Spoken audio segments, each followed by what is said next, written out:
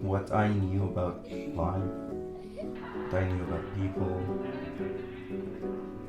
a year ago, or a month ago, or even one day ago is less than today.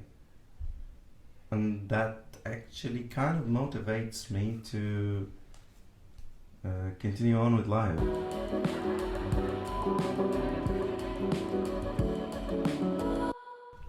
And we're live. And I am whatever you say I am. If I wasn't, then why would I say I am? In the paper, the news, every day I am. Radio won't even play my jam. You heard it here, folks.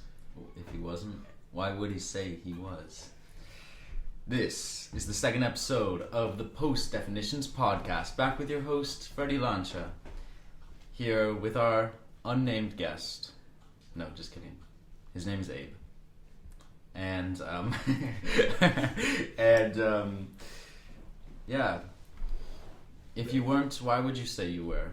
Can you think of why someone might be someone who they're not? No, I think our behavior and thoughts define us. That's why I don't really care what you call me. Aiden.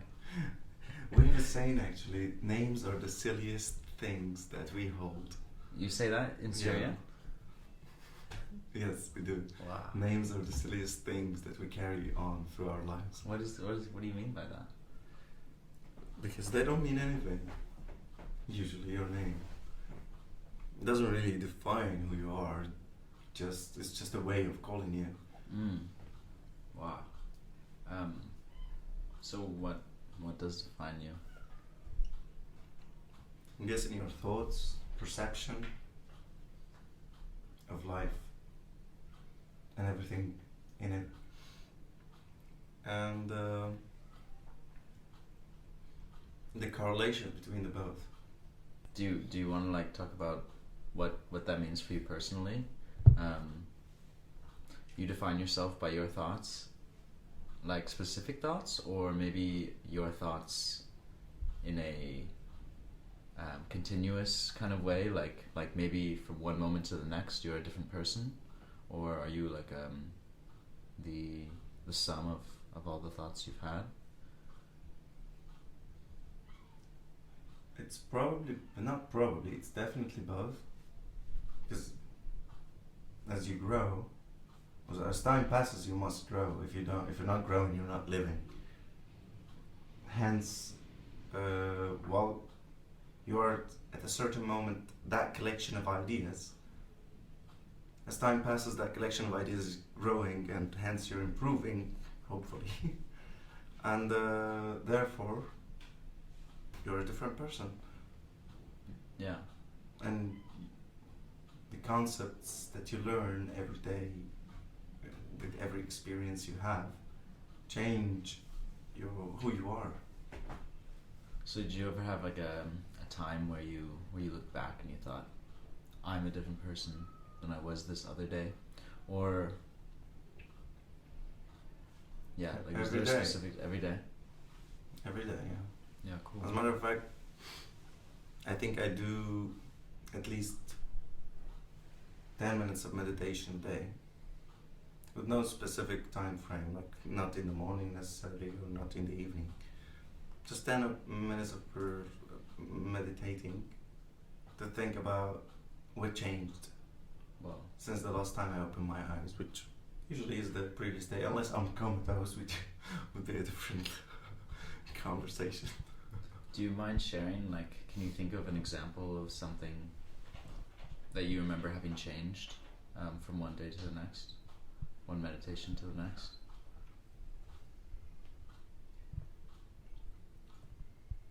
Yeah, well,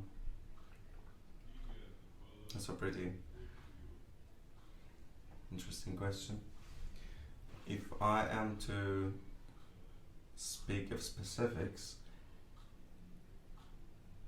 like yesterday in the morning, I didn't know that I would be planning to go and do a new activity for me tomorrow morning, which I planned with friends. which is climbing, for example. I have never done that in my life, but it wouldn't have even passed through my mind. And it wouldn't have crossed my mind at all. And while that's just an activity and it's far from being a concept or an idea, an extra idea, I'm sure I will learn something through that experience. Yeah, definitely. Cool. I'm happy that we could be part of your journey through self. Thank you. You guys were part of mine. We just put on lip gloss, and that would have never crossed my mind. What else haven't crossed your mind before and you yet did it, whether with us or with other people? You're asking me? Yeah. Or is this just about me? This is just about you, I think. Okay. Because I think I'm gonna be here for every episode, and maybe it's not about me. Maybe one episode can be about me in the future. Be like, whoa, special episode 30. We're going to expose you one day. No. But I think I always end up talking about myself anyway a little bit. So let's maybe take a step back and talk about names for a moment. So do you still find it important that people remember your name? Or what do you think like the use of names is if they're so silly?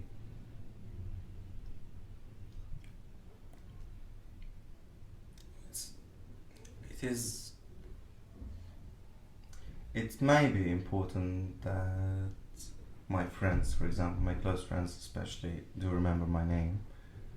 Although for some reason everyone remembers my name, which is kind of interesting to me. However, the point behind that idea or behind that sentence was that names don't really change anything about my perception of a person, and I don't think it should change anybody's perception about anyone's identity, because what's important is the ideas that you hold or carry on with through your life, and those keep changing, they keep improving, at least like I mentioned before, hopefully they keep improving, because what I knew about life, what I knew about people a year ago or a month ago or even one day ago is less than today, and that actually kind of motivates me to continue on with life. It makes it more interesting for me to learn more, love people for who they are,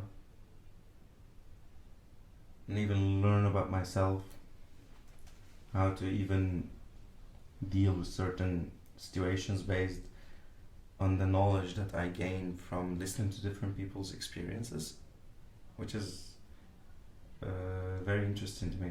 It's very moving to me. Yeah. And that's what I meant by the fact that names are the silliest things that we hold. Yeah, super nice. I love your focus on how dynamic a human identity or human can be. Your focus on the change over time, and like obviously a name, even if it had like a small amount of meaning in the first place, it's not changing with you. It stays the same your whole life. But I do think that maybe you give a name value maybe as you change. Like I think that I like some names more than others because I met some great people with that name and then I associate that name with them. So I don't know, is there any bit of you that would like people to remember your name based on like because of your character and the way you changed over time? Like whether or not they're related to my name is because we're still speaking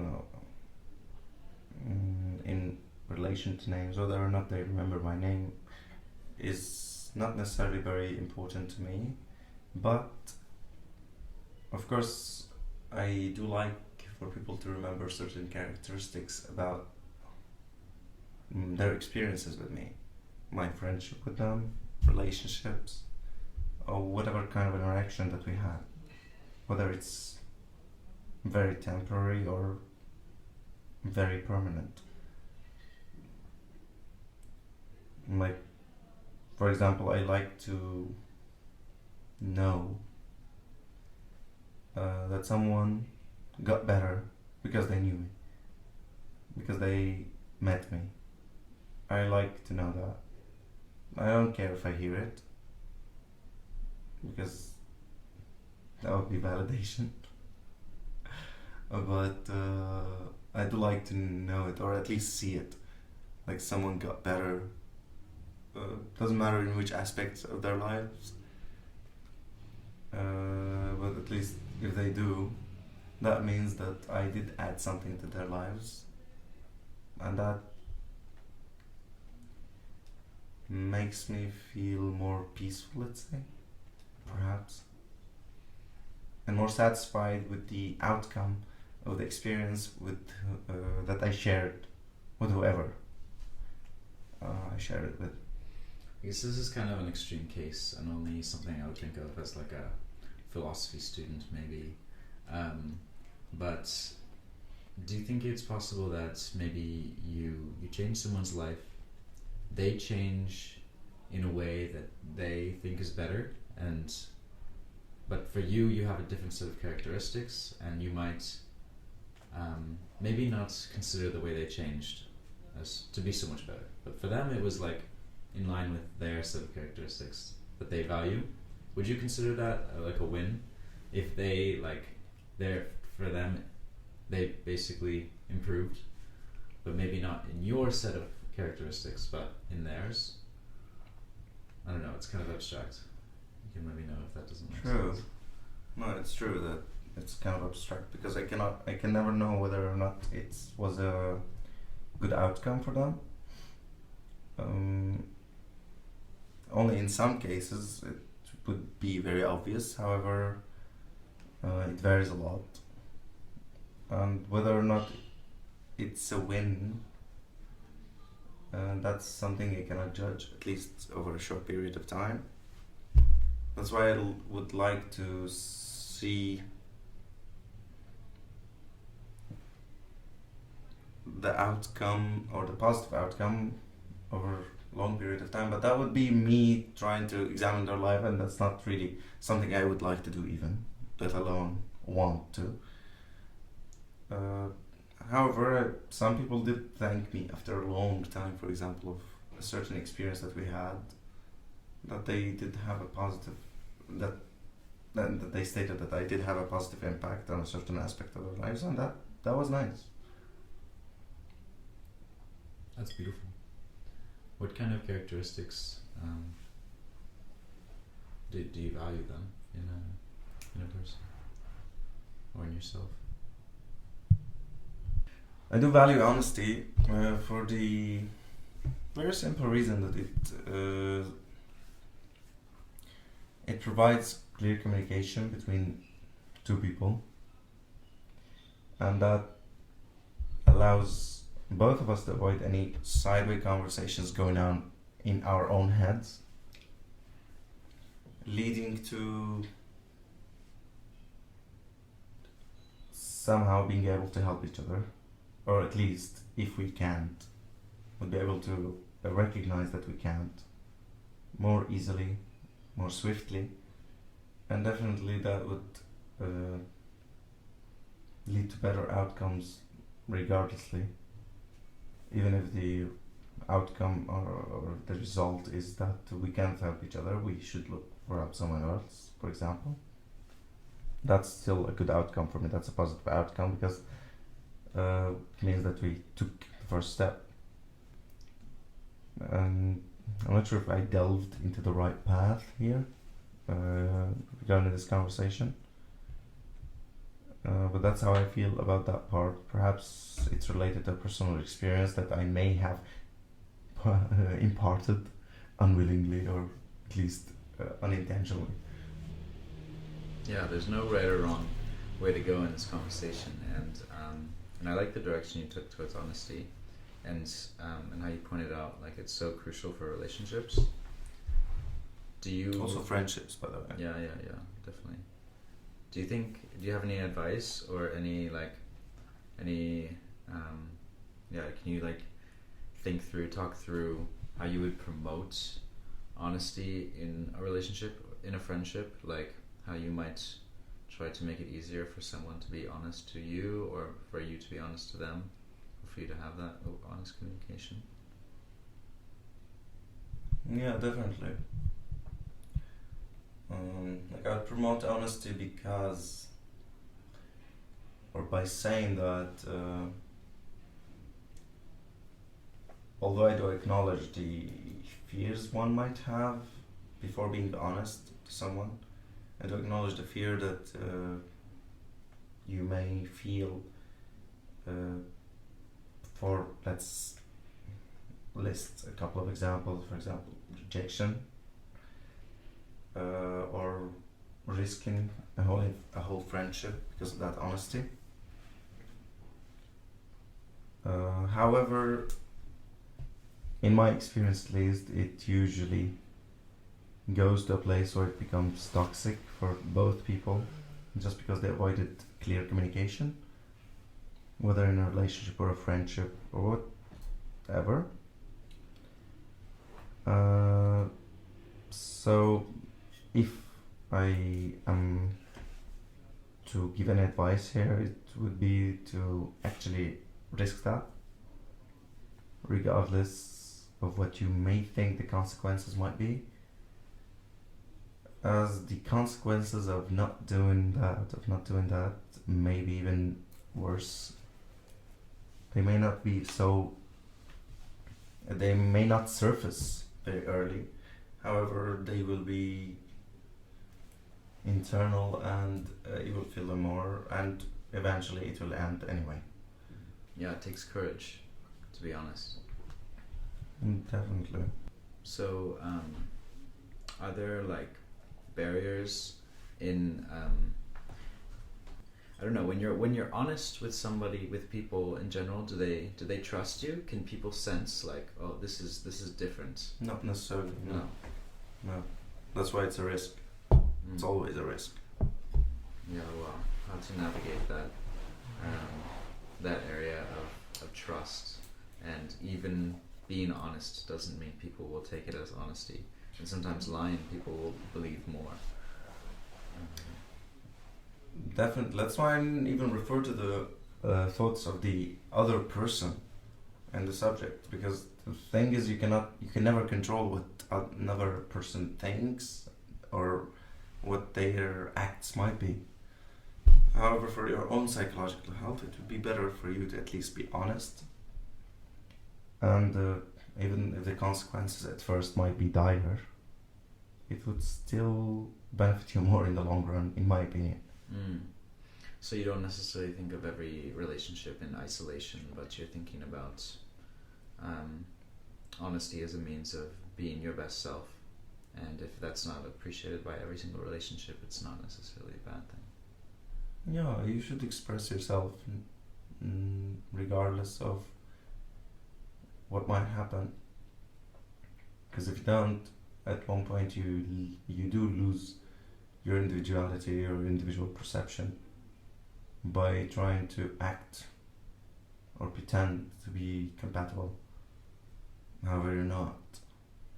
And one way or another, it's gonna blow up in your face, in my opinion, or based on my experiences. So you feel yourself getting more honest over the years, over the time? I feel that I gave more importance to that over the years, yeah. You said you're always changing and improving. I feel the same way in my life, and I think it's interesting because there's not this association with like older people necessarily being better people.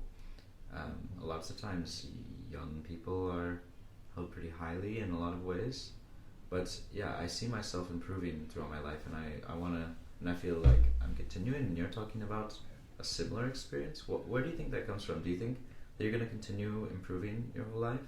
Do you think it's kind of a choice or a lifestyle that actually makes some old people maybe have much higher potential of being better people than young people? Or are we talking about improvement in different ways? Like, I don't know, somehow improving in ways that people don't mean when they talk. Yeah, I don't know. Do you have any thoughts on this idea in general? When I said that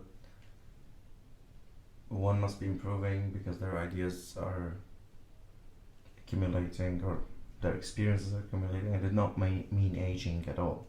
It has nothing to do with aging. You could meet a 50 years old person who has never lived any experience, or at least he lived very few to even speak of. So yes, aging has nothing to do with that. And as a matter of fact, young people, especially in this era, they're more prone to live more experiences, to go through more experiences because of the means that internet, technology, well, they're both the same really. Right now, at one point, they correlate to give you the social media experience, and that adds more to your experiences in a shorter time period. And yeah, the idea behind that was to learn more through experiences, not to age. What do you define as an experience? Like, if we're all like an old person, they've obviously been alive, they've been doing something with their life. What's and you consider like social media as an experience? Do you have thoughts on like what the difference between, how does a person who doesn't have experience spend their life versus someone with experience? That's a very nice question. Well, the difference between living 40 years and living 1 year 40 times is huge. Good answer. Yeah.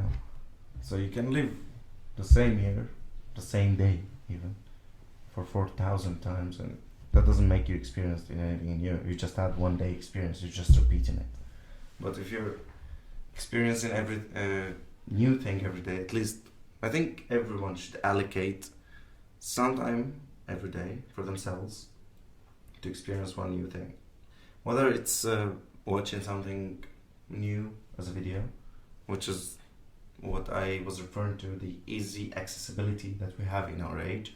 Like before you couldn't, let's say, if you wanted to read a certain book, you only knew the title, and it would maybe take you 3 months to get that book ordered from abroad. Now you can get it in 10 days, or you can even buy it online as an electronic version and read it in the same hour that you wish to. But aside from accessibility, that's what I meant. Repeating the same things you're doing every day doesn't mean that you're actually living new experiences. No. Yeah, well, yeah, you said that really well. Do you think there are like you talked about kind of easy access to new experiences? Is there this kind of traditional idea that some experiences you can never cheat your way to? Like for instance, people are watching movies, TV shows, and some people are like, you have to read books. Like you have to put in that effort, and you get something unique out of really putting that effort into reading books. Is there anything like traditional that you really have to, there's no way to cheat your way into it? Like, is there something fundamentally better about some things, or is that just kind of people living in the past? No, it's not about people living. I disagree with the idea of saying that you should always prefer books over movies, because first of all, almost anyone can write nowadays. It's very easy to be published, unlike the past of writing. But in my opinion, the most important thing in that experience is to actually be able to filter things and learn how to filter things, because there's so much disinformation in the world right now, whether online or in books themselves. Almost everything we know is commercialized, including our emotions. So being able to filter things or the skill to filter things is, in my opinion, the most important thing to learn, or one of the most important things to learn in your life nowadays. It's not about whether you should prefer reading a book over watching a movie, or vice versa. No, it's both. You can watch a movie or read a book. There's no preference, in my opinion, or to me at least.